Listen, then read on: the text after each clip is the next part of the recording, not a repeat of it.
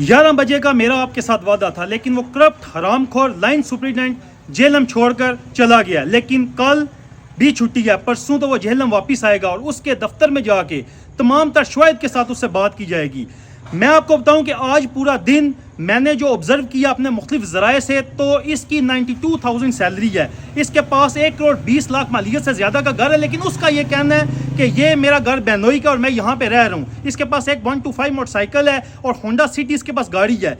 मेरा ये सवाल है कि एक सरकारी मुलाजिम के पास ये तमाम तर जो है ना, वो किस तरह सारा कुछ आ गया। लेकिन ये करप्ट लाइन सुपरिटेंडेंट सादा लो शहरियों को लूटता है, और ये क्या करता है कि सादा लो शहरियों के घर चला जाता है और करप्शन लूटने के पैसे लेने उनके घर चला जाता है। लेकिन हम क्या करेंगे, हम सोमवार तक इंतजार करेंगे, सोमवार की रात को तमाम तर सबूतों के साथ इससे पहले कोशिश करेंगे हम मुतलका जो हाई जो अथॉरिटीज़ हैं, जिसमें आइस्को के चीफ एग्जीक्यूटिव ऑफिसर, वफाकी मुंसिफ बिजली, इसके साथ एंटी करप्शन और जो नेपरा है, इसको हम तमाम तर सबूतों के साथ जो एप्लीकेशन सबमिट करेंगे। वीडियो सबूत भी हमारे पास मौजूद हैं, तमाम तर हकाइक आपके सामने लाएंगे। इसकी हराम लेने की वीडियो और एतराफ़ करने की ऑडियो भी हमारे पास महफूज हो गई है।